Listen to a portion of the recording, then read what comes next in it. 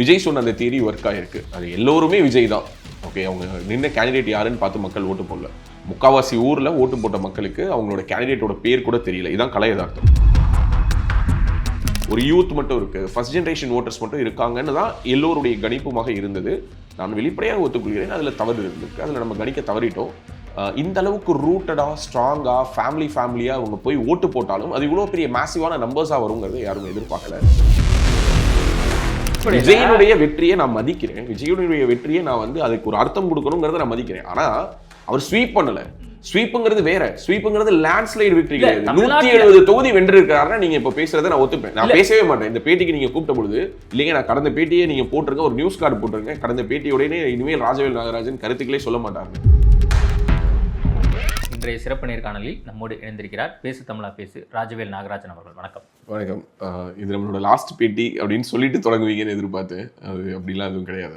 இல்லை, நீங்க தான் அதுக்கான முடிவு எடுக்க வேண்டிய ஒரு கட்டாயத்தில் இருக்கிறதா முடிவு. நான் நிறைய ஜேர்னலிஸ்ட், நிறைய விமர்சகர்கள் எல்லாரும் தேர்தலுக்கு முன்பாகவும் தேர்தல் முடிந்த பின்பாகவும் பல்வேறு கருத்துக்கள் வச்சாங்க. நீங்க கூட கான்ஃபிடென்ட்டாக இருந்தீங்க, எப்படியாவது என்டிஏ இங்கே ஆட்சியை பிடிக்கும் அப்படின்னு சொன்னீங்க. இப்போ என்டிஏ ஆட்சி பிடிக்கிற மாதிரி சூழல் இல்லை.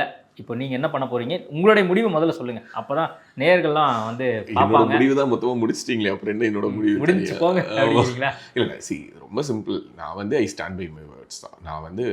நான் இப்படி சொன்னேன் அப்படி சொன்னேன்லாம் நான் எதுவும் மாற்றி சொல்ல விருப்பப்படல. நான் உங்ககிட்ட கடைசி நேர்காணலில் நான் சொன்னது என்னன்னா, தாவேக்கா ஆட்சி அமைத்தால் நான் கொடுக்கக்கூடிய கடைசி அரசியல் பேட்டி இதுதான் அப்படின்னு சொன்னேன். அதோட நான் அரசியல் பேசுறதை நிறுத்திடுறேன்னு சொன்னேன். I stand by my words. இன்னும் ஆட்சி அமைக்கல, பட் எப்படி ஒரு தனிப்பெரும்பான்மை மிக்க ஒரு கட்சியாக வந்திருக்காங்கன்னா, நான் இதை ஓப்பனாக என்ன அட்மிட் பண்ணிக்கணும்னு நினைக்கிறேன்னா, நம்ம ஏதோ மிஸ் பண்ணியிருக்கோம். இப்போ ஒரு உதாரணத்துக்கு நான் உங்ககிட்ட கூட லாஸ்ட் டைம் சொன்னேன், எனக்கு வேளச்சேரியில் கேண்டிடேட்டை பார்க்க முடியல, ஆலந்தூரில் கேண்டிடேட்டை பார்க்க முடியல, மற்ற ஊர்களில் பார்க்க முடியல அப்படின்னு. ஸோ நம்ம அவங்கள பார்க்க முடியல அப்படிங்கிறது நான் எப்படி புரிஞ்சுக்கிட்டேன் அப்படின்னா, கேண்டிடேட்டை பார்க்க முடியல அப்படிங்கிறது அவங்க களத்தில் இல்லைன்னு. பட் கேண்டிடேட்டுங்கிறது விஜய் சொன்ன அந்த தியரி ஒர்க் ஆயிருக்கு. அது எல்லோருமே விஜய் தான். ஓகே, அவங்க நின்ன கேண்டிடேட் யாருன்னு பார்த்து மக்கள் ஓட்டு போடல. முக்காவாசி ஊரில் ஓட்டு போட்ட மக்களுக்கு அவங்களோட கேண்டிடேட்டோட பேர் கூட தெரியல. இதான் கலை யதார்த்தம். அவங்க விஜய் சொன்ன மாதிரி அவர் ரொம்ப சிம்பிளாக அதை கம்யூனிகேஷனாக சொல்லிட்டார். காலைல எந்திரிங்க, குளிங்க, நேராக போங்க, போலிங் பூத்துக்கு போனீங்கன்னா விசில் சிம்பிள் இருக்கும், அதுக்கு நேராக ஒரு பட்டன் இருக்கும், அதை அழுத்துங்க.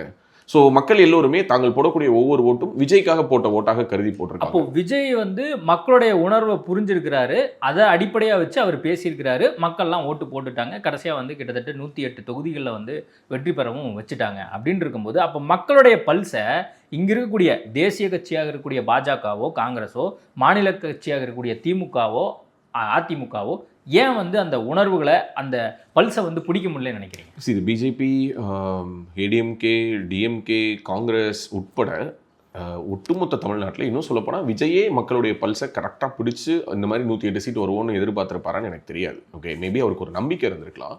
பட் நம்பர்ஸ் ஒரு 108 தான் வரும் அப்படின்னு சொல்லிட்டு ஜான் ஆரோக்கியசாமிக்கோ அல்லது மிஸ்டர் ஏ ஸ்கொயர் ஆதவ அர்ஜுனாவுக்கோ தெரிஞ்சிருக்குமான்னு எனக்கு தெரியல. ஜான் ஆரோக்கியசாமி கான்ஃபிடென்ட்டாக இருந்திருக்கிறதா நான் கேள்விப்பட்டேன். ஒரு ஸ்ட்ராட்டஜிஸ்ட்ங்கிறவங்க கான்ஃபிடென்ட்டாக தான் இருப்பாங்க. இப்போ பிரமாணியால அதனுடைய ஹெட் ஸ்ரவந்த் கிட்டேயோ இல்லை ராகுல் கிட்டேயோ இல்லை அவங்களோட டீம் ஹரி கிட்டேயோ யார்கிட்ட போய் நீங்கள் கேட்டிங்கனாலும் அவங்களும் என்ன சொல்லுவாங்கன்னா, நாங்கள் அதிமுக ஜெயிக்குங்கிறதுல உறுதியாக இருந்தோம் தான் சொல்லுவாங்க. அதே மாதிரி நீங்கள் இங்கே பிஜேபிக்கு ஒர்க் பண்ண வராகி டீம் கிட்ட போயிட்டு நீங்கள் கேட்டிங்கன்னா அவங்க பிஜேபி வின் பண்ணுவோம். யாராக இருந்தாலும் அவங்க வேலை பார்க்கக்கூடிய அந்த கட்சிக்கிட்ட போயிட்டு இல்லை நீங்கள் தோற்றுருவீங்க அப்படின்னு யாராவது சொல்லுவாங்களா என்ன? அப்படி யாரும் சொல்ல மாட்டாங்க. அப்படி சொன்னால் எப்படி அவங்களுக்கு அடுத்த மாதம் பேமெண்ட் கொடுப்பாங்க? ஸோ அப்படிலாம் சொல்ல மாட்டாங்க. பேசிக்கலி அவங்களுக்கு கலை யதார்த்தம் ஓரளவுக்கு தெரிஞ்சிருக்கும். இதை மேபி ஃபஸ்ட்டு இந்த களம், அதாவது அந்த ஓட் போலிங் முடிஞ்ச உடனே அந்த ஃபார்ம் 17C கலெக்ட் பண்ணோம் அப்படின்னு சொல்லிட்டு அன்றைக்கி நைட்டு பார்த்தீங்கன்னா சோஷியல் மீடியாவில் திமுகவினர் அதை ஒரு பெரிய வேலையாக சொல்லிட்டு இருந்தாங்க. நாங்கள் எவ்வளோ ஓட்டு பதிவாயிடுச்சு நாங்கள் தெரிஞ்சுக்கிட்டோம், நாங்கள் வார் ரூமில் வாட்ச் பண்ணோம். ஏன்னா முதல்வர் கூட பார்த்தீங்கன்னா ஓட்டு போட்டு நேராக வார் ரூம் போனாருலாம் நியூஸ் வந்துச்சு. ஸோ அன்னைக்கு நைட்டே அவங்களுக்கு ஆல்மோஸ்ட் என்ன தெரிஞ்சிருச்சுன்னா, போலிங் நடந்திருக்கு, எக்ஸ்ட்ரானரியான போலிங், நம்ம கட்சி வாக்குகள் அப்படியே ரீட்டைன் ஆயிருக்கு. ஆல்மோஸ்ட் இப்போ திமுகவினுடைய வாக்கு சதவீதம் பார்த்தீங்க அப்படின்னா 24% அவங்க இண்டிவிஜுவலாகவும் கூட்டணியாகவும் சேர்ந்து எடுத்திருக்காங்க. இன்னைக்கு முதல்வர் ஒரு ட்வீட் போட்டிருக்காரு, முன்னாள் முதல்வர் இல்லையா, இந்த நிமிஷம் வரைக்கும் அவர் தான் முதல்வர், புது முதல்வர் பொறுப்பேற்கிற வரைக்கும். ஸோ ஸ்டாலின் அவர்கள் என்ன சொல்லியிருக்காருன்னா, நமக்கும் அந்த புதிய கட்சிக்கும் இடையில வாக்கு வித்தியாசங்கிறது 3.4% தான், வெறும் 17.5 லட்சம் வாக்குகள் தான் நம்மளை விட அவங்க கூட வாங்கியிருக்காங்க, நம்ம ஒரு மிகப்பெரிய தோல்வி அடையலை அப்படின்னு சொல்லியிருக்காரு. இப்போ எப்படி பார்த்தாலும் தோல்வி தான். திருப்பத்தூர் தொகுதியில் பார்த்தீங்கன்னா முன்னாள் அமைச்சர் பெரிய கருப்பன் ஒரு வாக்கு வித்தியாசத்தில் தோற்றிருக்காரு. ஸோ ஒரு வாக்காக இருந்தாலும் இந்த ஒரு வாக்கோட ஒரு வேல்யூ என்னங்கிறத நம்ம பார்க்குறோம். ஏன்னா இன்னைக்கு காலையில் பார்த்தா சோஷியல் மீடியாவில் ஒருத்தர் ட்வீட் பண்ணியிருக்காரு, நான் மஸ்கட்லேருந்து இந்த ஓட்டு போகிறதுக்காக வந்தேன். அதே திருப்பத்தூர் தொகுதியை சேர்ந்த ஒருத்தர் வந்து போஸ்ட் பண்ணியிருக்காரு. ஸோ அப்போ இந்த மாதிரி வெவ்வேறு ஊர்களிலிருந்து வெவ்வேறு நாடுகளிலிருந்து ஒரு குடும்பமாக குறிப்பாக சொல்லணும்னா பெண்கள், ஓகே, அதாவது ஏன் இங்கே இருக்கக்கூடிய முக்காவாசி மீடியாஸ் அல்லது எக்ஸிட் போல்ஸ் தவறாக போச்சு, அல்லது நான் உட்பட என்னை போலவே நிறைய பேர் பேசினாங்க. தாவேகா வந்து 10 சீட்டு ஜெயிக்கும், 20 சீட்டு ஜெயிக்கும், 10% வருவாங்க, 20% வருவாங்க. நான் வந்து கடைசி பேட்டியில் கூட நான் சொல்லியிருப்பேன், நீங்கள் எல்லாம் அந்த பேட்டி எடுத்து பாருங்கள். 22லேருந்து 25% சொன்னால் அவங்க ஒரு 33% போயிருக்காங்க. ஸோ அந்த 8% 9.2 வரைக்கும் போயிருக்காங்க. இன்னைக்கு காலையில தகவல் அடிப்படையாக கரெக்ட் தான். அதான் எக்ஸாக்ட் டேட்டா ஜான ஆரோக்கியசாமி ஆதவர்ஜுனாக்கு அடுத்து சங்கருக்கு தான் தெரியுங்கிற அளவுக்கு டேட்டாவை புள்ளி விவரங்களுக்கு விரல் நுனியில். அதனாலதான் வந்து முன்னாடியே சொல்லிட்டு இருந்தோம், விஜய்க்கான வரவேற்பு நிறைய இருக்கு, நீங்களாம் வேற நம்பர் சொல்றீங்களே, நீங்களாம் வந்து பிஜேபி டபுள் டிஜிட்ல ஜெயிக்கும்னு சொல்றீங்களே, அதிமுக ஜெயிக்குன்னு சொல்றீங்களே, அப்படிங்கும்போது நம்ம அந்த பிஜேபி மட்டுமல்ல, அதுதான் நான் சொல்ல வந்தேன். பிஜேபி மட்டுமல்ல, காங்கிரஸ் மட்டுமல்ல, திமுக அதிமுக உட்பட அனைத்து கட்சிகளும் உட்பட, கூடுதலாக பாத்தீங்கன்னா இங்க இருந்து எக்ஸிட் போல்ஸ் கொடுத்த அத்தனை நிறுவனங்கள் உட்பட, மிகப்பெரிய செஃபாலஜிஸ்ட் உட்பட அனைவருமே அவங்களுடைய டைரக்ஷன் வேற ஒன்றா இருந்தது. நான் மறுபடியும் சொல்றேன், அன்னைக்கு நான் கடைசி பேட்டியில் சொன்ன மாதிரி இது ஒரு சர்ஃபேஸ்டா மேலே இருக்கு, ஒரு சோஷியல் மீடியாவில் ஒரு வைபா இருக்கு, ஒரு யூத் மட்டும் இருக்கு, ஃபர்ஸ்ட் ஜென்ரேஷன் ஓட்டர்ஸ் மட்டும் இருக்காங்கன்னு தான் எல்லோருடைய கணிப்புமாக இருந்தது. நான் வெளிப்படையாக ஒத்துக்கொள்கிறேன், அதில் தவறு இருந்திருக்கு, அதில் நம்ம கணிக்க தவறிட்டோம். இந்த அளவுக்கு ரூட்டடாக ஸ்ட்ராங்காக ஃபேமிலியாக அவங்க போய் ஓட்டு போட்டாலும் அது இவ்வளோ பெரிய மேசிவான நம்பர்ஸாக வருங்கிறத யாரும் எதிர்பார்க்கல. அந்த கணிக்க தவறிட்டாங்கன்னு சொல்லுவாங்கல்ல, இப்போ கடுப்பு கணிப்புன்னு விஜய் அவர்கள் சொன்னார். இப்போ உங்களுக்கு எக்ஸாக்ட் சினாரியோ என்னங்கிறது இப்போ தெரிஞ்சிருச்சு. எந்த இடத்துல நம்ம கணிக்க தவறிட்டோம் நீங்க நினைக்கிறீங்க? அதான் சொல்றேன், பெண்கள் தான் முக்கியமாக இங்கே இருக்கக்கூடிய விமன் ஓட்டர்ஸ் அப்படிங்கிறவங்க வந்து அப்படியே ஒரு மிகப்பெரிய ஒரு ஷிஃப்ட் நடந்திருக்கதை நான் பார்க்குறேன். இதை வந்து இன்னும் கொஞ்சம் கம்யூனலாக நம்ம ஒவ்வொரு விஷயமா உடச்சு பார்த்தோம்னா, விஜய்க்கு விழுந்த ஓட்டுகளை வந்து ஓவராலாக பார்த்தீங்கன்னா அவர் கிட்டத்தட்ட பட்டேல் சமூகத்தை சேர்ந்தவங்களை பொது தொகுதிகளில் நிறுத்தி கிட்டத்தட்ட 20க்கும் மேற்பட்டவர்கள் வென்றிருக்கிறாங்கலாம் சொல்கிறாங்க.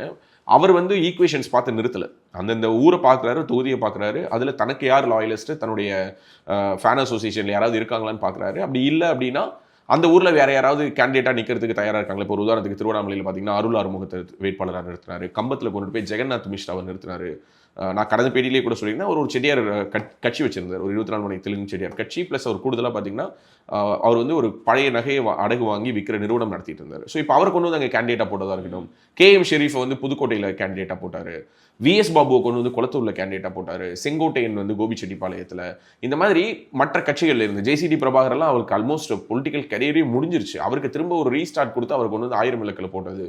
இப்படி வெவ்வேறு கட்சிகள்லேருந்து அவர் வேட்பாளரை சூஸ் பண்ணி அவர் போட்டு அவர் கேண்டிடேட்டாக நிறுத்தினாலும் கூட இதில் யாருக்குமே தனிப்பட்ட முறையில் அவங்களுக்கான ஓட்டுங்கிறது விளையாட என்ன ஓட்டு விழுந்ததுன்னா, விஜய்க்கான ஓட்டு. நான் உங்கள் வீட்டில் வந்து ஒரு மகனாக இருக்கேன், நான் உங்கள் வீட்டில் வந்து ஒரு தம்பியாக இருக்கேன், என்னுடைய அம்மாக்கள் அக்காக்கள் அப்படின்னு சொல்லி அவர் பேசின அந்த பர்சனல் கனெக்ட் ஒர்க் ஆயிருக்கு. ஸோ ஏன் இதை ஊடகங்களால் கணிக்க முடியாமல் போச்சு அப்படின்னா, மோஸ்ட்லி நம்மளுக்கு ஏதோ ஒரு நரேட்டிவ் இருந்தது. இல்ல நரேட்டிவ் மட்டும் இல்லைங்க, நம்ம அப்படி சொல்றேன். இப்ப நரேட்டிவ்ங்கிறது விருப்பு வெறுப்பு சார்ந்தது. இப்ப விஜய் ஜெயிப்பாருன்னு சொன்னவங்களுக்கு நரேட்டிவ் இல்லாம ஊடகங்கள் இல்ல, விஜய் டிஜிட்டல் பிளாட்ஃபார்ம் கூட எந்த ஒரு டிஜிட்டல் பிளாட்ஃபார்மே வந்து விஜய்க்கு இருக்கக்கூடிய ஒரு பக்கம் வரவேற்பை சொன்னாலும், ஆனா திமுகவுக்கு இருக்கக்கூடிய வரவேற்பையும் அதே மாதிரி அதிமுகவுக்கு இருக்கக்கூடிய வரவேற்பையும் தான் அதிகமா. முதல் நாள்ல இருந்து இன்னைக்கு நிறைய பேர் கிரெடிட் எடுத்துக்கலாங்க. இன்னைக்கு அவங்களுக்கு எல்லாம் டியூ கிரெடிட்ஸ் போய் சேரட்டும். ஒரு உதாரணத்துக்கு இப்ப ஷபீர் பேசினேங்கிறாரு. இப்ப வந்து நீங்களே வந்து இப்ப தேர்தல் முடிவுகள், அதாவது தேர்தலுக்கு பிறகான போலிங்க்கு அப்புறம் தான் நீங்களே ஒரு ஸ்டாண்ட் எடுத்து விஜய்க்கு இவ்வளவு பெரிய ஆதரவு இருக்குங்கிறத நீங்க பேச ஆரம்பிச்சீங்க.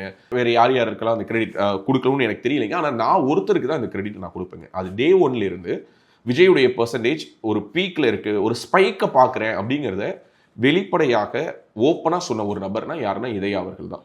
அவரை தவிர்த்து மீதி எல்லோருமே ஒரு சந்தேகத்தின் அடிப்படையிலையும் டெஸ்ட் அண்ட் ரன் பண்ணி பார்த்து திமுக பகச்சிக்காம அவங்களுடைய கருத்துக்களை சொன்னாங்களே தவிர, இதயா மட்டும்தான் டே 1ல இருந்தே என்ன பண்ணாருன்னா ஓப்பனாக சொன்னார். அவங்க ஒரு 30% ஸ்பைக்கில் இருக்காங்க, 30% தாண்டுறாங்க. ஒரு முறை நான் அவர்கிட்ட அழைத்து பேசும்போது கூட என்னுடைய அரசியல் சார்பு நிலைப்பாடுகள்லாம் தெரிஞ்சு அவர் என்கிட்ட ஃபர்ஸ்ட் சொன்ன வார்த்தை என்னன்னா, நான் ஒரு நபரை சந்திக்கணும், ஒரு குறிப்பிட்ட அரசியல் தலைவரை வந்து சந்திக்கணும், நீங்கள் வந்து ஒரு உங்களுடைய செஃபாலஜியோடைய அந்த அறிவு எங்களுக்கு தேவைப்படுது, உங்களுடைய கருத்து கணிப்பு தேவைப்படுதுன்னு சொல்லும்போது அவர் ஃபர்ஸ்ட் வார்த்தை என்னன்னா, நான் இப்படி தான் சொல்லுவேன், நான் ஓப்பனாக சொல்லுவேன், நான் வந்து என்னுடைய மதம் இது, என்னுடைய அடையாளம் இது, எனக்கு அரசியல் சார்புலாம் கிடையாது, உங்களுக்கு ஓகேவான்னு கேட்டார்.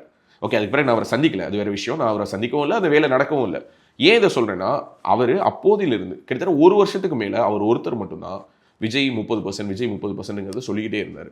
ஆனால் அவரே கூட இப்போ நேற்று பார்த்தீங்க அப்படின்னா ஒரு ஃபேக்சுவல் எரராக ஒரு விஷயத்தை சொல்கிறார். ஒரு உதாரணத்துக்கு அதிமுகலேருந்து 1/3 வந்து உடச்சு கொண்டுட்டு போனால் விஜய் ஆட்சி அமைச்சிடலாம். அப்படி பண்ண முடியாது. இட்ஸ் 2/3 மெஜாரிட்டி பண்ணணும். ஸோ இப்போ இதனால் வந்து அவர் தப்பாக சொல்லிட்டாருன்னு அர்த்தம் கிடையாது. ஸோ இந்த ஸ்லிப் ஆஃப் த டங் அப்படிங்கிறது எல்லோருக்கும் இருக்கும். இதை தாண்டி ஃபேக்சுவல் எரர்ஸ் அப்படிங்கிறது எல்லோருக்கும் வரக்கூடியது தான். இப்போ அத்தனை செஃபாலஜி நிறுவனங்களும் ஒரே மாதிரி ஒரு கருத்தை சொல்லலை. கிட்டத்தட்ட ஒரு 10 நிறுவனங்கள் வெளியிட்ட கருத்துக்கள் வந்து யாருக்கு எதிராகத்தான் இருந்திருக்குன்னா விஜய்க்கு எதிராக தான் இருந்திருக்குது. ஸோ ஒரே ஒரு நிறுவனம் மட்டும்தான் விஜயினுடைய நம்பர்ஸை எக்ஸாக்டாக மேட்ச் பண்ணியிருக்காங்க. இன்னும் சில நிறுவனங்கள் சொல்லலாம் நாங்கள் இவ்வளோ கொடுத்தோமே அவ்வளோ கொடுத்தோமே. 20-30 தொகுதி கூட குறைச்சி கொடுக்கறதுங்கிறதுலாம் ஒரு பிளண்டருங்க. 20-30 தொகுதி ஒரு ஓட்டுல ஒரு தொகுதியுடைய வெற்றி தோல்வியை தீர்மானிக்க முடியாதுங்கிற போது நீங்க 20 தொகுதி கூட கொடுத்துட்டோம், நாங்க 20 தொகுதி கம்மியா கொடுத்துட்டோம், +or-20 கான்ஸ்டிட்யூன்சிஸ் சொல்லி கிரெடிட் எடுக்கிறதுக்கு ஓடி வரவங்கலாம் திருட்டுத்தனமான வேலை பண்றாங்க. என்ன பொறுத்த வரைக்கும் அதெல்லாம் நான் ஒத்துக்க மாட்டேன். எல்லாருக்குமே வந்து ஒரு பாடம் தான். அதுதான் சொல்லுவேன். இந்த எலெக்ஷன் தமிழ்நாட்டுல எல்லோருக்கும் ஒரு பாடம். இப்போ ஜான் ஆரோக்கியசாமி கண்டிப்பா விஜய் கிட்ட என்ன சொல்லியிருப்பாரு, தலைவரை நம்ம தான் கட்சி, நம்ம தான் ஆட்சி, நம்ம வரப்போறோம், எந்த விதமான இதுவும் இல்லை, நீங்க சிங்கிள் மெஜாரிட்டியில் வரப்போறீங்கன்னா ஒரு டே ஒன்லைன் சொல்லியிருப்பாரு. ஆனா அங்க நின்ற வேட்பாளர்களுக்கு தெரியும்ல, அவங்க யார் யாரை எதிர்த்து நின்றாங்கன்னு தெரியும்ல. இப்ப திருப்பத்தூர்ல வென்ற வேட்பாளருக்கு வந்து ஒரு ஓட்டு வித்தியாசத்துல அவர் பெரிய கருப்பனை வின் பண்ணுவேன்னு அவர் நினைச்சிருப்பாருன்னு சொன்னாருன்னா எனக்கு தெரியல. ஆனா ஜெயிப்போங்கிற நம்பிக்கையில தானே சீட்டு வாங்குறோம். ஸோ யாருமே தோப்போங்கிற நம்பிக்கையில சீட்டு வாங்கியிருக்க மாட்டாங்க. இது இல்லாம நிறைய ஃபேக்டர்ஸ் விளையாண்டுருக்கதை நம்ம பார்க்கணும். ஆனா இனிமேல் அவர் தான் சிஎம் அப்படிங்கிற ஒரு சூழல் வந்த பின்பாகவும் இன்னும் நம்ம விஜயை வந்து நெகட்டிவா தான் பேசணும். நான் நெகட்டிவா இந்த ஒட்டுமொத்த பேட்டி கிட்டத்தட்ட நான் 15 நிமிஷம் பேசியிருக்கோம். நான் விஜய் எங்கேயுமே நெகட்டிவா பேசல. 35% ஓட்டு வாங்கியிருக்காரு. நீங்க 35% ஓட்டு வாங்கின விஜயை 108 சீட்டு வின் பண்ண விஜய் நீங்க பேசுறீங்க. இப்போ 108 சீட் இல்லாம 234 தொகுதியில எவ்வளவுங்க மெஜாரிட்டி? மீதி 108 போயிடுச்சுன்னா மீதி 126 தொகுதியில் விஜய் வேணாம் தானே முடிவு எடுத்திருக்காங்க. ஸோ அப்படி பார்த்தீங்கன்னா தமிழ்நாட்டில் இருக்கக்கூடிய 50% தொகுதி மக்கள் விஜய் வேணாம் தானே முடிவு எடுத்திருக்காங்க. அப்படிதானே நம்ம அதை புரிஞ்சுக்கணும். சோ இப்போ லேண்ட்ஸ்லைட் விக்டரி வரதுனா இல்லங்க, லேண்ட்ஸ்லைட் விக்டரி வரல. வாக்கு சதவீதத்தின் அடிப்படையில் விஜயினுடைய வெற்றியை நான் மதிக்கிறேன். விஜயினுடைய வெற்றியை நான் வந்து அதுக்கு ஒரு அர்த்தம் கொடுக்கணும்ங்கறத நான் மதிக்கிறேன். ஆனா அவர் ஸ்வீப் பண்ணல. ஸ்வீப்புங்கிறது வேற, ஸ்வீப்புங்கிறது லேண்ட்ஸ்லைட் விக்டரி கிடையாது. 170 தொகுதி வென்றிருக்காருன்னா நீங்க இப்ப பேசுறத நான் ஒத்துப்பேன். நான் பேசவே மாட்டேன். இந்த பேட்டிக்கு நீங்க கூப்பிட்ட பொழுது இல்லைங்க நான் கடந்த பேட்டியே நீங்க போட்டிருங்க, ஒரு நியூஸ் கார்டு போட்டிருங்க, கடந்த பேட்டியோடனே இனிமேல் ராஜவேல் நாகராஜன் கருத்துக்களே சொல்ல மாட்டாருன்னு. ஆனா நான் ஏன் இந்த நேரத்தில் பதிவு பண்ணணும்னு நினைக்கிறேன்னா இது வெற்றி தான், மிகப்பெரிய வெற்றி, அதுல மாற்றுக்கிறது கிடையாது. ஆனால் இது தமிழ்நாடு ஒட்டுமொத்தமாக ஏற்றுக்கொண்ட வெற்றி அல்ல. அப்படி ஏற்றுக்கொண்ட வெற்றினா 50% அதிகமான வாக்குகளை வாங்கியிருக்கணும், 140-150 சீட்டு கடந்திருக்கணும். இன்னைக்கு யார் மீதி 10 எம்எல்ஏக்களை கொடுப்பாங்க? அது வந்து காங்கிரஸ் கொடுக்குமா, விசிகா கொடுக்குமா, பாமக கொடுக்குமா, இல்ல வந்து கம்யூனிஸ்டுகள் கொடுப்பாங்களான்னு எதிர்பார்த்து நிற்க கூடாது. அப்போ மக்கள் இவர்கள் தான் ஆள வேண்டும் என்று முடிவெடுத்திருந்தாங்கன்னா 130 140 தொகுதிகள் கொடுத்துருக்கணும். டெல்டால அவ்வளவு வீக்கா தான் இருக்கு. ஏன் டெல்டால ஓட்டு போடல? டெல்டா நான் சொல்றது ப்ராப்பர் டெல்டா. நீங்க சொல்றது திருச்சியில வென்றிருக்கிறாங்க, திருச்சி கிழக்குல அவர் ஜெயிச்சிருக்கிறாரு, அங்கொன்றும் இங்கொன்றும் நீங்க எடுத்து பாருங்க. அதாவது அவருடைய படங்கள் எப்படி பர்ஃபார்ம் பண்ணுமோ ஓகே, அதே மாதிரி காஞ்சிபுரம், திருவள்ளூர், சென்னை, செங்கல்பட்டு ஸ்வீப் பண்ணியிருக்காரு.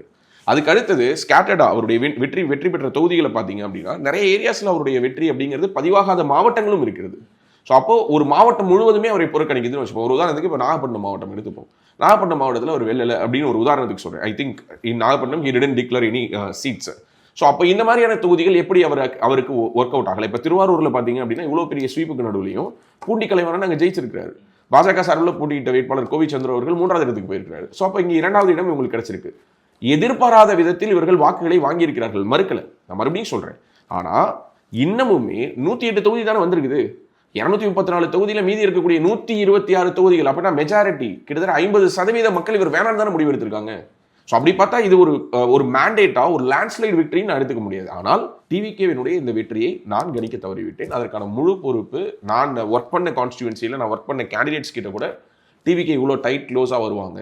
ஒரு உதாரணத்துக்கு நாங்கள் வந்து 10 தொகுதிகள் கிட்ட நாங்கள் வேலை பார்த்தோம். அதில் 2 தொகுதிகள் நனிலம் தொகுதியிலையும் பழனி தொகுதியிலையும் மட்டும்தான் நாங்கள் ஒர்க் பண்ண கேண்டிடேட் ஜெயிச்சிருக்காங்க. மீதம் இருக்கக்கூடிய 8 தொகுதியிலையும் நாங்கள் ஒர்க் பண்ண கேண்டிடேட் தோற்றுருக்காங்க. ஸோ அப்போ அந்த 8 கேண்டிடேட்டுக்குமே நாங்கள் டிவிகேவினுடைய இந்த விசிபிலிட்டியை அல்லது டிவிகேவினுடைய ரீச்சை நாங்கள் சொல்ல தவறி இருக்கோம்.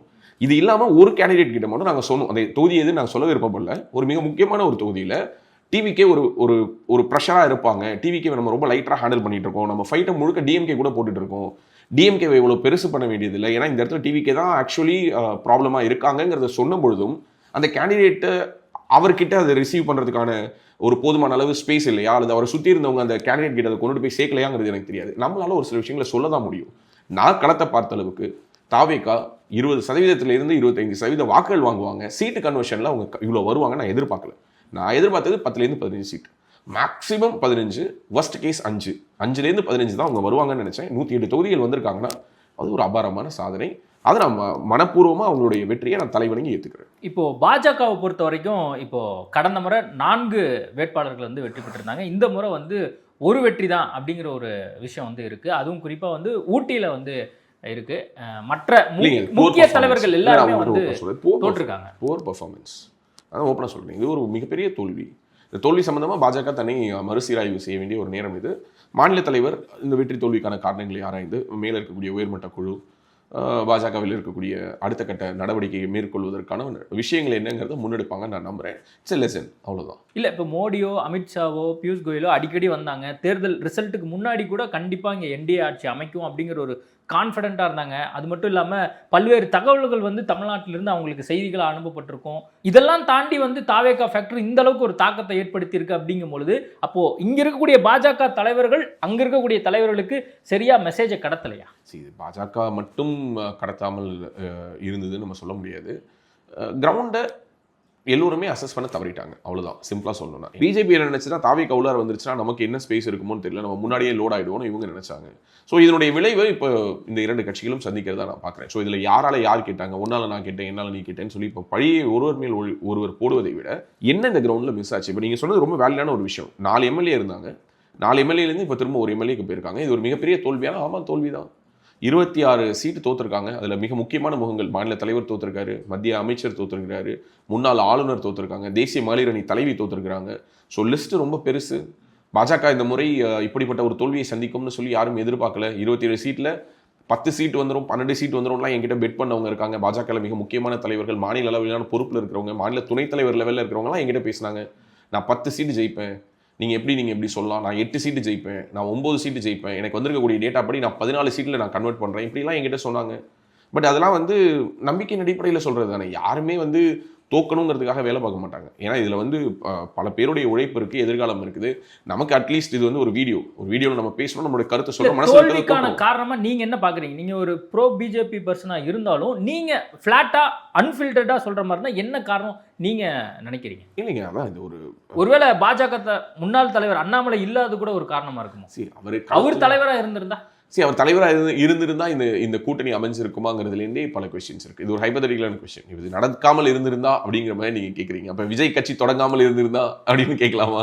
ஸோ அண்ணாமலை இருந்திருந்தாருன்னா இந்த கூட்டணி இருந்திருக்காது. இந்த கூட்டணி இல்லாமல் இருந்திருந்தால் இந்த அலையன்ஸ் ஈக்குவேஷன்ஸ் என்ன மாதிரி இருந்திருக்கும்? இப்போ சசிகலா அண்ணாமலை போட்டியிட்டு இருந்தால் அண்ணாமலை போட்டியிட்டு இருந்தால் அவர் போட்டியிட்ட தொகுதியில் அவர் வெற்றி பெற்றிருப்பாரா தோற்றிருப்பாரான்னு கூட இப்போதைக்கு சொல்ல முடியாத ஒரு சூழல் தான் இருக்குது. டிவிகேவோடவே பார்க்கும்போது கோயம்புத்தூரில் பார்த்தீங்கன்னா அவங்க அடிச்சு நொறுக்கியிருக்காங்க. எல்லா தொகுதிகள்லையுமே இதெல்லாம் வந்து ஸ்டார் கான்ஸ்டியூன்சி அப்படின்னு சொல்லக்கூடிய தொகுதிகள் எல்லாத்தையுமே காலி பண்ணியிருக்காங்க. ஸோ அதை மீறி இந்த அலையில் வேலுமணி அவர்கள் தான் நீந்தி வெளியில் வந்திருக்கிறத நம்ம பார்க்குறோம். அதே மாதிரி கோயம்புத்தூர் சவுத்தில் செந்தில் பாலாஜி அந்த கான்ஸ்டியூன்சியை ரிட்டைன் பண்ணியிருக்கிறாரு. ஸோ எதுக்காக செந்தில் பாலாஜி அங்கே போனாரோ அந்த பர்பஸும் நடக்கலை. எதுக்காக இவங்க கோயம்புத்தூரை ஸ்ட்ராங்காக ஹோல்டு பண்ணிக்கிட்டு கோயம்புத்தூரில் ஒட்டுமொத்தமாகவே ஒரே ஒரு சீட்டை பிஜேபிக்கு மட்டும் கொடுத்துட்டு மீதி எல்லாத்தையும் நாங்கள் நிற்கிறோம்னு சொன்னாங்களோ அதுவும் நடக்கல. ஸோ இப்போ பிஜேபி உறுதியாக வென்றுவிடும் அப்படின்னு சொல்லப்பட்ட தொகுதிகளான மொடக்குறிச்சியாக இருக்கட்டும், ஆனந்த நேயசாமி நின்ற வாசுதேவநல்லூராக இருக்கட்டும், இந்த மாதிரியான தொகுதிகளில் கூட அதாவது ரொம்ப கான்ஃபிடென்ட்டாக சொன்னாங்க, இதெல்லாம் வந்து 200% ஜெயிச்சிருவோம். அவினாஷி வந்து அதிமுகவோட கோட்டை, அங்கே முருகன் நிற்கிறாரு, ஸோ இவ்வளோ பெரிய ஒரு கோட்டையை வந்து விட்டு கொடுத்துருக்காங்க, ஸோ அப்படின்னா அவர் ஜெயிச்சிருவாரு. இப்படி சொன்ன இடங்களே போயிருக்கும் பொழுது மற்றவர்களெல்லாம் நம்ம குறைய சொல்ல முடியாது. இப்போ கந்தர்வ கோட்டையில் ஏன் தோத்தாங்கன்னு கேட்கவே முடியாது. ஏங்க நீங்கள் அவினாசிலேயே தோத்துட்டீங்க, நீங்கள் என்ன கந்தர்வ கோட்டை பற்றி பேசுறீங்கன்னு தான் கேட்க முடியும். கரெக்டாக இல்லைங்களா? மொடக்குறிச்சியில் நீங்கள் சிட்டிங் எம்எல்ஏ, அவங்களுக்கு பதிலாக யாருக்கு சீட்டு கொடுக்குறாங்க? அவங்களுடைய மருமகளுக்கே சீட்டு கொடுத்து அதே மொடக்குறிச்சி தொகுதியில் நிற்க வைக்கிறாங்க. கடந்த முறையே அவங்க போராடி தான் வென்றாங்க.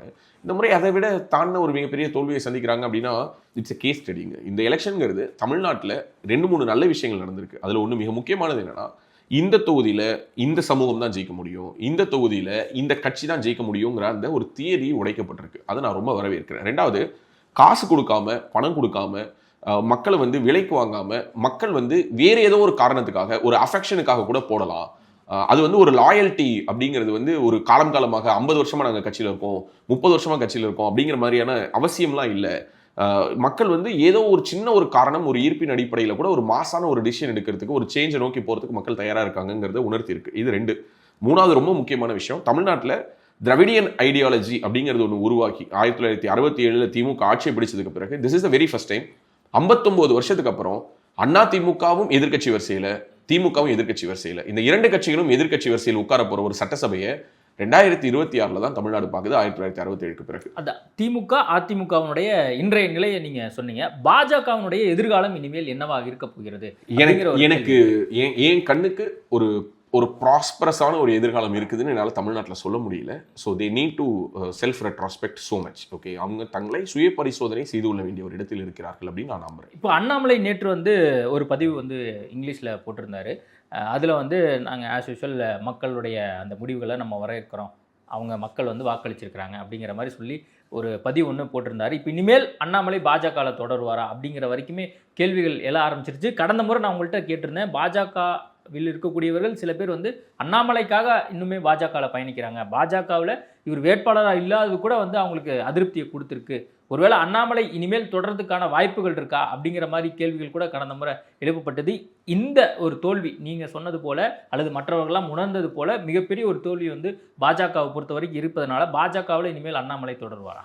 அண்ணாமலை தான் முடிவெடுக்கணும். எனக்கு அதில் பெருசாக கமெண்ட் சொல்கிறதுக்கு ஒன்றும் இல்லை. பட் ஒரு விஷயம் என்னால் சொல்ல முடியும், என்னன்னா அவர் எங்கே இருந்தாலும் அவருடைய இடம் அப்படிங்கிறது ஒரு தனித்துவமான ஒரு இடம், அவருக்கான ஒரு தனி இடம் அதை அவரால் உருவாக்கிக்க முடியும், யாரும் கொடுக்கலைனாலும். ஸோ அதை அவர் எங்கே இருந்தாலும் உருவாக்குவார். அதை பாஜகவிலே அவர் இருந்து உருவாக்க வேண்டும் என்பது பலருடைய எதிர்பார்ப்பாக இருக்குது. அது தொடர்பான ஒரு நல்ல முடிவை அவர் தான் எடுக்கணும்னு நான் நினைக்கிறேன். இன்னைக்கு காலையில் ஆஸ் யூஷுவல் தாவேகாவினுடைய அந்த அலுவலகத்துக்கு விஜய் அவர்கள் போயிருக்காரு. எம்எல்ஏக்கெல்லாம் ஒவ்வொருத்தராக போய் அந்த கூட்டங்கள், எம்எல்ஏ கூட்டம் வந்து நடைபெற இருக்குது. அது மட்டும் இல்லாமல் அந்த கான்வாய், முதலமைச்சருக்கான அந்த கான்வாயெல்லாம் ஆல்ரெடி வந்து வர ஆரம்பிச்சிருச்சு. எப்படி பார்க்குறீங்க, அடுத்த சில நாட்கள் எப்படி இருக்க போகுது? இல்லை, எனக்கு தெரிஞ்சு இன்னும் இந்த ட்ராமா இஸ் நாட் இட் டன்ங்க. இது வந்து படம் முடிஞ்சிருச்சு. இப்போ இந்த கிளைமேக்ஸ்க்கு அப்புறம் இன்னொரு கிளைமேக்ஸ் ஒன்று, எக்ஸ்டெண்டட் கிளைமேக்ஸ் ஒன்று போகும் இல்லையா, அந்த மாதிரி எல்லோரும் நினைக்கிறாங்க the results R declared, so இதுக்கு மேலே இது வந்து ஒரு ஸ்மூத் ரன். எனக்கு தெரிஞ்சு இன்னொரு ஒரு வாரம் 10 நாளைக்கு வந்து இன்னும் சில ட்ராமாவான சில காட்சிகளை நம்ம பார்க்கலாம். ஏன்னா 108 க்ளோஸ் பண்ணியிருக்காங்க. இன்னும் அவங்களுக்கு ஃப்ளோரில் ஆஸ் யூஷுவல் எல்லோரும் சொல்லிட்டாங்க, விஜயை 2 தொகுதிகளில் போட்டியிட்டு வெற்றி பெற்றிருக்கிறாரு, சபாநாயகருக்கு ஒரு சீட்டை நம்ம கடவுன் பண்ணணும். ஸோ அவங்களுக்கு இன்னும் எப்படி பார்த்தாலும் ஒரு சீட்டு குறைஞ்சிருச்சு, சபாநாயகருக்கு ஒன்று போயிடுச்சுன்னா 106, இப்போ 117ங்கிற நம்பர்ஸ்க்கு இன்னும் ஒரு 11 சீட் அவருக்கு வேணும். ஸோ அந்த 11 சீட்ஸ்க்கு அவருக்கு வந்து யார் கொடுக்க போகிறா, அந்த ஆதரவை யார் எக்ஸ்டெண்ட் பண்ண போகிறா அப்படிங்கிறது ஒரு $1 மில்லியன் கொஸ்டின். கண்டிப்பாக அவர் பாமகவுடைய ஆதரவை எடுக்கிறதுக்கு யோசிப்பார். ஏன்னா மிகப்பெரிய அளவில் பட்டியல் சமூக மக்கள் அவரை பேக்கப் பண்ணியிருக்காங்க. ஸோ நிறைய ஸ்டாண்டர்டான இதெல்லாம் வந்து திமுகவினுடைய ஓட் பேங்க்கு, விசிகாவினுடைய ஓட் பேங்க்கு, இங்கே நிறைய பட்டியல் சமூக மக்கள் இருக்காங்கன்னு சொன்ன பூத்துகள் எல்லாத்துலேயுமே நான் சொல்றது கிரவுண்டில் கவுண்டிங் ஏஜென்ட்ஸாக போயிருந்தவங்க கிட்ட பேசும்போது கேள்விப்பட்டது. அங்கே நிறைய ஓட்டுகள் வாங்கியிருக்காரு. இன்னொன்று நிறைய பேர் சொன்னது என்னன்னா, முஸ்லீம் சமூக மக்களுடைய வாக்குகள் அவர் வாங்கலை, கிறிஸ்தவ சமூக மக்களுடைய வாக்குகளை மட்டும்தான் வாங்கியிருக்காரு அப்படின்னு சொல்லி எல்லாரும் கெஸ் பண்ணிட்டு இருந்தாங்க. பட் பல தொகுதிகளில் இஸ்லாமியர்கள் அதிகமாக வசிக்கக்கூடிய பூத்துகள்லையும் அவருக்கு கணிசமான ஓட்டு விழுந்திருக்கு. அதுவும் குறிப்பாக சொல்லணும்னா இஸ்லாமிய ஓட்டுகள் அது எப்படி கரெக்டாக அது பெண்கள் தான் போட்டாங்களான்னு இப்போ ஒரு கேள்வி கேட்பாங்க. ஆனால் நான் ஓப்பனாக உடச்சே சொல்கிறேன், இஸ்லாமிய சமூகத்தை சேர்ந்த பெண்களுடைய வாக்குகள் விழுந்திருக்கு. அதாவது 1977 எம்ஜிஆர் கட்சி உடைச்சி வந்து அவர் வந்து திமுகவில் இருந்து வெளியேற்றப்பட்டு அவர் வந்து அதிமுகவை தொடங்கி அவர் கண்டெஸ்ட் பண்ணும் பொழுது ஒவ்வொரு திமுக வீட்டிலிருந்தும், ஓகே, எந்தெந்த திமுக பாரம்பரிய குடும்பங்களோ அந்த வீட்டிலிருந்து ஒரு ஓட்டு எம்ஜிஆருக்கு விழுந்ததுன்னு சொல்லுவாங்க. அது யாருடைய வீட்டுனா அந்த வீட்டில் இருந்த பெண்களுடைய ஓட்டு.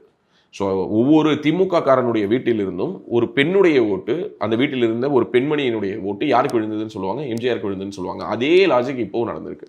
இஸ்லாமிய சமூக மக்களுடைய வாக்குகளில் பெண்களுடைய வாக்குகள், இஸ்லாமிய சமூக பெண்களுடைய வாக்குகள் விஜய்க்கு மிகப்பெரிய அளவில் போலாயிருக்கிறத நம்ம பார்க்குறோம். நடுத்தர மத்திய வயதில் இருக்கக்கூடிய பெண்களுடைய வாக்குகள், இந்த மாதிரி பல வாக்குகள் அவர் அறுவடை செஞ்சிருக்கிறார். ஸோ அதனால இது ஒரு நம்பிக்கையின் அடிப்படையில் மக்கள் இவ்வளோ பெரிய மேண்டேட் கொடுத்துருக்கும் பொழுது இவர் ஒருவேளை கவர்மெண்ட் ஃபார்ம் பண்ண முடியாமல் போச்சுன்னா அதன் மூலமாக ஒரு மிகப்பெரிய கோபம் வந்து அது இந்த கட்சிகள் மேல் இன்னும் ஒரு மிகப்பெரிய ஒரு கெட்ட அபிப்பிராயத்தை தான் உருவாக்கும். அதனால திமுகவோ அதிமுகவோ இவர் ஆட்சி தொடராமல் போவதற்கான வேலையை செய்ய மாட்டாங்க. ஆனால் அரசியல் என்பது நம்மால் கணிக்க முடியாத பல விஷயங்கள் அப்படிங்கிறது இந்த தேர்தல் முடிவுகளை உணர்த்தினதுனால நான் இந்த ஒரு கணிப்புக்கும் ஒரு ஃபுல் ஸ்டாப்லாம் நான் வைக்க விரும்பலை. என்ன வேணாலும் நடக்கலாம். அடுத்த ஒரு வாரத்துக்கு தமிழ்நாடு அரசியல் களம் இன்னும் பரபரப்பாகவும் சுறுசுறுப்பாகவும் இருக்குங்கிறது மட்டும் என்னால் உறுதியாக சொல்ல முடியுது. விஜயனுடைய அந்த கூட்டம் வந்து ஓட்டாகுமா அப்படிங்கிற விமர்சனம்லாம் இருந்தது. இப்போ கிட்டத்தட்ட வந்து கூட்டமெல்லாம் வந்து ஓட்டா மாறி இருக்கு அப்படிங்கிற விஷயம் இருக்குது. கூடுதலாக இப்போ நீங்கள் எம்ஜிஆர் பற்றி சொன்னீங்க, அப்போது எம்ஜிஆர் அளவுக்கு விஜய் வந்துருவாரா அப்படின்லாம் பேசப்பட்டது. நீங்க என்ன நினைக்கிறீங்க? நான் என்னோட பர்சனல் ஒப்பீனியன் சொல்றேன். இதுக்கு பிறகு நம்ம இதை ஒழிச்சு மறைச்சு பேசுறது ஒண்ணுமே கிடையாது. எம்ஜிஆர் பெற்ற வெற்றியை விட விஜய் பெற்றிருக்கக்கூடிய வெற்றிங்கிறது ரொம்ப முக்கியமான ஒரு வெற்றி. அன்னைக்கு எம்ஜிஆர் வந்து இவ்வளவு பெரிய கட்சிகளை எதிர்த்து அவர் களம் காணல, இவ்வளவு அணிகளை எதிர்த்து அவர் களம் காணல. அன்னைக்கு களத்தில் இவ்வளவு பெரிய கட்சிகளும் கிடையாது. அன்னைக்கு இவ்வளவு காஸ்ட் ஃபேப்ரிக் அடிப்படையில் மக்கள் ஜாதியாக, குழுக்களாக, மதமாக, இனமாக பிரிந்து கிடக்கல.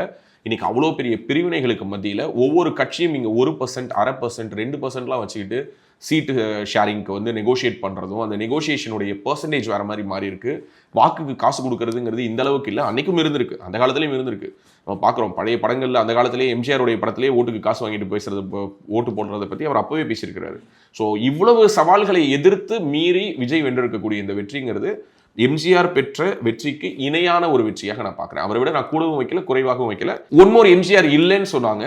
Vijay has proven that Vijay இன்னொரு எம்ஜிஆர் என்பதை நிரூபித்து விட்டார் அப்படிங்கிறது என்னுடைய கருத்து. இப்போ தொங்கு சட்டசபை அமைவதற்கான வாய்ப்புகள் இருப்பதா முன்னாடியே வந்து பேசப்பட்டது. இப்போ திருமாவளவன் என்ன சொல்றாருன்னா, விசிக முன்மொழிந்த கூட்டணி ஆட்சியை வழிமொழிந்த மக்களுக்கு நன்றி, ஆட்சி அமைப்பதற்கான பெரும்பான்மை மக்கள் வழங்காது நுட்பமான அரசியல் அப்படின்னு சொல்லியிருக்காரு. அது மட்டும் இல்லாமல் திமுக கூட்டணி கட்சியில் இருக்கக்கூடியவங்கலாம் இன்னும் வந்து தெளிவான ஒரு கருத்தை வந்து நம்ம பேசிட்டு இருக்கக்கூடிய தருணம் வரைக்கும் வைக்காம இருக்காங்க.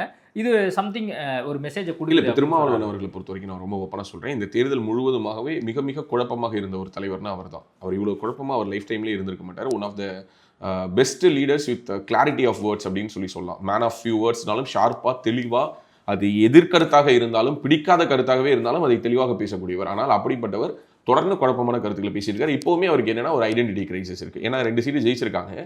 இப்போ அவரை சுற்றி இருக்கிற அத்தனை பேருமே நம்ம தாவேக்காவுக்கு ஆதரவு கொடுக்கணும்னு விரும்புகிறாங்க. ஆனால் அவருடைய அந்த ஐடென்டிட்டி கிரைசிஸ் விட மாட்டேங்குது. 2வது, அவர் என்ன ஒரு நுட்பமான அரசியல்னு அவர் சொல்கிறாருன்னா, அவருக்கு ரொம்ப நல்லாவே தெரியும் விஜய் தன்னுடைய ஓட் பேங்க்கில் மிகப்பெரிய ஒரு டென்ட்டை கிரியேட் பண்ணியிருக்காருன்னு. அப்படிப்பட்ட விஜய் கூட இவர் போகிறதன் மூலமாக இவருக்கு இழப்பு தான். இன்னும் இருக்கக்கூடிய ஓட்டுகளை விஜய் அப்சர்வ் பண்ணிக்கிறதுக்கான வாய்ப்பு இருக்குது. விஜய் இவரை சேர்த்துக்கிறதுனால விஜய்க்கு எந்த விதமான பலனும் கிடையாது. ஏன்னா ஆல்ரெடி இவர்கிட்ட இருக்கக்கூடிய ஓட் பேங்கை அவர் மைக்ரேட் பண்ணி கொண்டு போயிட்டார். ஸோ அப்படி இருக்கும்பொழுது விஜய் இவரை சேர்த்துக்கணுங்கிற அவசியம் கிடையாது. ஆனால் விஜய் என்ன நினைப்பாருன்னா, திருமாவளவன் மாதிரியான ஒரு நபர் நம்மளுடைய கூட்டணியில் வருவது தொடர்வது அப்படிங்கிறத அவர் ஆரம்பத்திலேருந்தே விரும்புறாரு. அது ஆதவ அர்ஜுனாவும் ஒரு காரணமாக இருக்கலாம். டே ஒன்லேருந்தே ஒரு ஓப்பனாக திருமாவளவன் அவர்களோட ஒரு மரியாதை நிமித்தமான ஒரு உறவை அவர் மெயின்டைன் பண்ணுறதுக்கு விரும்பினாலும் திருமா மிகவும் சிறுமைப்படுத்தக்கூடிய விதத்தில் விஜயை பற்றி இந்த தேர்தல் முழுக்க பேசியிருக்காரு. இந்த அறிக்கையில் கூட பார்த்தீங்கன்னா, நாம வந்து இந்த தேர்தல் களத்தில் வந்து மதவாத சக்திகளை வீழ்த்துவதுதான் முதன்மைங்கிறதுனால நம்ம அதிமுக விமர்சித்தோம், பாஜக விமர்சித்தோம். ஆனால் அந்த அளவுக்கு நம்ம வந்து தாவேக்காவை விமர்சிக்கலன்னு சொல்லியிருக்காரு. விமர்சிக்கலையே தவிர மிகவும் சிறுமைப்படுத்தக்கூடிய விதத்தில் அவங்கள வந்து ஒரு கட்சியாகவே நினைக்காம, பொருட்டாவே நினைக்காம, ஆட்சி அதிகாரத்தில் பங்குன்னு விஜய் பேசினது ரொம்ப ஹியூமிலியேட் பண்ணி பேசினாரு, பேசிக்கிட்டே இருந்தார், தொடர்ச்சியாக பேசினார். அதை நம்ம பார்த்தோம். ஏன்னா அவருக்கு ஒரு கட்டத்துக்கு மேலே விஜயினுடைய அந்த வாக்கில் நம்மளுடைய வாக்குகள் கொஞ்சம் கொஞ்சமாக சுரண்டப்படுதுங்கிற ஒரு டேட்டாஸ் அவருக்கு தெரிய ஆரம்பிச்சிருச்சு. ஸோ இப்போவாவது அட்லீஸ்ட் குறைந்தபட்சமாக விடுதலை சிறுத்தைகளை ஒரு சுயமரியாதை மிக்க ஒரு கட்சியாக அவர் ரீட்டைன் பண்ணணும்னு நினைச்சாருன்னா அவர் தான் முதல்ல திமுக கூட்டணியை விட்டு வெளியில் ஸ்டெப் அவுட் ஆகணும். ஏன்னா அவரே சொல்லிட்டாரு நிறைய இடத்துல விசிகவினர் வேலை பார்க்கலன்னு. ஸ்டெப் அவுட் ஆகி விஜய்க்கு ஆதரவு கொடுத்தாருன்னா அது விடுதலை சிறுத்தைகள் கட்சிக்கு விஜய் கொடுக்கக்கூடிய ஒரு மறுவாழ்வாக இருக்கும். அதனால வந்து தாவேக்காவுக்கு இவர் எதுவும் பெருசாக பெனிஃபிட் பண்ண போகிறது கிடையாது. வேற எந்த கட்சிகள் வந்து அவருக்கு ஆதரவு கொடுப்பாங்க? என்னோட guess Congress, communist and Visika will do அப்படின்னு எனக்கு தோணுது. ஸோ தேமுதிகவை சேர்க்கக்கூடாது அப்படிங்கிறத விஜய்க்கு நான் ஒரு ரெக்வஸ்ட்டாக வைக்கிறேன். சீமான் அவர்கள் 4% வந்து வாக்கு பெற்றிருக்காரு. கிட்டத்தட்ட ஒரு 17 லட்சம் வாக்குகள் வந்து பெறப்பட்டிருக்கு. நீங்க என்ன சொல்ல விரும்புறீங்க? எனக்கு ரொம்ப வருத்தமான ஒரு முடிவு. நாம் தமிழர் கட்சி ரொம்ப ரொம்ப ரொம்ப ஒரு தப்பான ஒரு நரேட்டிவை இந்த வாட்டி பிக் பண்ணி தாவேக்காவுக்கு எதிராக வேலை பார்க்கறதும் தாவேக்காவுக்கு எதிராக பேசுறது தான் தங்களோட அரசியல்னு முடிவெடுத்ததனுடைய வீழ்ச்சியாக நான் அதை பார்க்குறேன். அவங்க அரசியலில் திமுக எதிர்ப்பு அப்படிங்கிறது ரொம்ப மழுங்கி தாவேக்காவினுடைய வெறுப்பு அப்படிங்கிறது ரொம்ப அதிகமாக இருந்ததுடைய விளைவாக நான் பார்க்குறேன். பொசிஷனிங்காக பார்த்தீங்கன்னா டிவிகே கிட்ட இருந்து என்டிகே கற்றுக்க வேண்டிய விஷயம் நிறைய இருக்கதான் நீங்க அப்படி சொல்றீங்க. ஆனா வந்து சீமான் அவர்கள் ஒட்டுமொத்தமாக தமிழ்நாட்டுக்கு என்ன நலன், திமுக அதிமுக இந்த கட்சி இங்க இருக்கக்கூடிய தமிழ் மக்களுக்கு என்ன துரோகம் பண்ணியிருக்காங்க, தேசிய கட்சிகள் இங்க வந்தா நம்மளுக்கு என்ன நிலைமை வரும் அப்படிங்கறத அவர் முழுக்க முழுக்க அப்படித்தானே பேசினார். தாவேக்காவை பத்தி பேசினாலும் என்ன வேணாலும் அவர் வந்து ஒட்டுமொத்தமா தாவேக்காவை அவர் என்ன வேணாலும் பேசட்டும். அவங்க கட்சி இந்த எலெக்ஷன்ல இரலவெண்டா மக்களால் பார்க்கப்பட்டிருக்கு. அதனுடைய விளைவு தான் மறுபடியும் அவங்க 8% பின்னோக்கி போயிருக்காங்க. இன்னும் எவ்வளோ பர்சன்டேஜ்னு வரல. அதர்ஸ்ல தான் 4.97 இருக்கு. அந்த அதர்ஸ்குள்ளார தான் அவங்களோட ஓட்டு இருக்குன்னு நான் புரிஞ்சுக்கிறேன். ஸோ இது வந்து ஒரு சரிவு. நான் மறுபடியும் சொல்றேன், தமிழ் தேசிய அரசியலுக்கான ஒரு கருத்தியலுக்கான ஒரு ஸ்பேஸ் இங்கே இருக்கானா இருக்கு. நாம் தமிழர் கட்சி இந்த தமிழ்நாட்டுக்கு அவசியம். ஆனால் இந்த பாதையில் அல்ல, இந்த விதத்தில் அல்ல. இதுதான் நீங்க முன்னெடுக்க போற அரசியல் அப்படின்னா இது இன்னும் உங்களை பின்னோக்கி தான் எடுத்துட்டு போகுமே தவிர இது உங்களை முன்னோக்கி எடுத்துட்டு போகாது அப்படிங்கிறது என்னோட பார்வை. இது ஒரு அக்கறையான ஒரு விஷயம். எங்க மேல உனக்கு என்ன அக்கறை, ஆடு நினைக்கிறது என்று ஓனாய் அழுகிறதான்னு கேட்டாங்கன்னா அது அவங்களோட விருப்பம். இருந்தாலும் நான் திரும்பவும் சொல்றேன், சீமான் கட்டுத்தொகை இழந்திருக்கிறார். ஓகே, அவங்களோட பாஷையில சொல்லணும்னா கட்டுத்தொகை டெபாசிட் போயிடுச்சு. பிரபு மாதிரியான ஒரு வேட்பாளர் காரைக்குடியில் நின்று 4வது இடம் போயிருக்கீங்க. ஓகே, ஸோ இப்போயாவது நீங்கள் செல்ஃப் ரெட்ராஸ்பெக்ட் பண்ணலை அப்படின்னா இன்னமும் இது தொடர்ந்து மோசமாகி கொண்டே தான் போகும். எல்லோரும் சொல்வது போல் நீங்கள் காலம் முழுக்க பயிற்சி மட்டும் தான் எடுத்துகிட்டு இருக்கணும். அப்படியான ஒரு அவலநிலை வேண்டாம் அப்படிங்கிறது என்னுடைய தாழ்மையான கருத்து. சரி, கூட்டணி அரசியல் சரி தவறு, இவங்க கூட நின்னா கூட்டணி கரைஞ்சிரும் போயிடும் வந்துடும், இது எல்லாம் ஓகே. பட் இது எல்லாத்தையும் தாண்டி அரசியல் அப்படிங்கிறது நீங்கள் அதிகாரத்தில் போய் அமர்ந்து அதனால மக்களுக்கு என்ன பண்ண முடியும் அப்படிங்கிறத பார்க்கறது தான். ஸோ அதை நோக்கி நீங்கள் நகர வேண்டும் அப்படிங்கிறது உங்கள் மேலே இருக்கக்கூடிய அக்கறையின் வெளிப்பாடாக நான் சொல்லக்கூடிய செய்தி. சீமான் வந்து சொல்லுவார், வெற்றி பெற்றால் மகிழ்ச்சி, தோல்வி பெற்றால் பயிற்சிம்பார். அவர் என்ன முடிவு எடுக்க போறார் அப்படிங்கிறது உங்களை மாதிரியே நானும் வந்து எதிர்பார்த்து காத்திருக்கேன். நேர்காணல் கொடுத்ததுக்கு மிக்க நன்றி. நன்றி நன்றி நன்றி. அஃப்கோர்ஸ் இதை சொல்லி முடிச்சிடலாமா? ஓகே. என்னன்னா, நம்ம கடந்த பேட்டியில் சொன்ன மாதிரி தாவேகா ஆட்சி அமைத்தால் நான் இதோடு அரசியல் பேசுவதை நிறுத்தி விடுவேன் நான் உங்கள்கிட்ட சொன்னேன். தாவேகா இல்லை, திமுக ஆட்சிக்கு வந்திருந்தாலுமே நான் அரசியல் பேசுறதை நிறுத்துற ஒரு மனநிலையில் தான் இருந்தேன். ஏன்னா எனக்கு வந்து உங்களுக்கு தெரியும், ரேடியோ தான் என்னோட அடையாளம், என்னோட லவ் குருங்கிற அந்த ஷோ தான் என்னோட அடையாளம். அதை விட்டு நான் வெளியில் வந்து கிட்டத்தட்ட இந்த அரசியல் பேச ஆரம்பிச்சு கிட்டத்தட்ட ஒரு 5 வருஷம் தீவிரமான ஒரு அரசியல் பேசியிருக்கேன். நான் ஆர்ஜேவா இருக்கும் பொழுதே எனக்கு வந்து இந்த டெலிவிஷன் டிபேட்ஸ்லாம் வாய்ப்பு கிடைச்சது 2019 வாக்கில். ஸோ கிட்டத்தட்ட ஒரு 6-7 வருஷமாக இந்த அரசியலில் எனக்கு பிடித்தும் பிடிக்காமலும் சில புற அழுத்தங்கள் காரணமாகவும் தனிப்பட்ட விருப்ப வெறுப்புகள் காரணமாகவும் நிறைய நான் அரசியல் பேசியதுடைய விளைவாக நிறைய நல்ல நண்பர்களை இழந்திருக்கேன். உங்களை மாதிரியான நல்ல நண்பர்களை, நிறைய அண்ணன்களை, நிறைய தம்பிகளை, நிறைய தங்கைகளை, என்னோட ஷோ மூலமாக என் கூட கனெக்ட் ஆன நிறைய பேருக்கு இவருடைய அரசியல் நிலைப்பாடு இதுதானா அப்படின்னு சொல்லிட்டு அவங்களுக்கு நிறைய, நான் சொல்றது வெறும் பாஜக ஆதரவு நிலைப்பாடு மட்டுமல்ல, நான் நாம் தமிழர் ஆதரவாளராக அறியப்பட்ட காலகட்டத்திலும் அது நிறைய பேருக்கு இரலவெண்ட்டாக இருந்துச்சு. எனது லவ் குரு என்டிகே சப்போர்ட்ரா, அதே மாதிரி தான் லவ் குரு பிஜேபி சப்போர்ட்ரான்னு. ஸோ இந்த எல்லா விஷயங்களையும் ஒன்று சேர்த்து உங்கள் மூலமாக நான் வந்து இதை நிறைவு பண்ணணும்னு நினைக்கிறேன். இதுதான் நான் இந்த அரசியல் தொடர்பாக, தமிழ்நாடு அரசியல், உலக அரசியல், இந்திய அரசியல், இது தொடர்பாக கொடுக்கக்கூடிய கடைசி நேர்காணல். அந்த நேர்காணலை நான் என்னுடைய நண்பர் சங்கர் கூட கொடுக்கறதுல எனக்கு ரொம்ப சந்தோஷம்.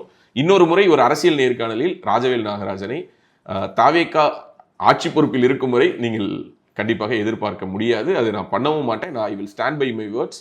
This will be my last political interview and it is for IBC Tamil. நன்றி. ஓகே, உங்களுடைய புதிய முயற்சிகள் வெற்றி பெற ரொம்ப வாழ்த்துக்கள். மிக்க நன்றி. மொத்தத்தில் முடிச்சு விட்டீங்க.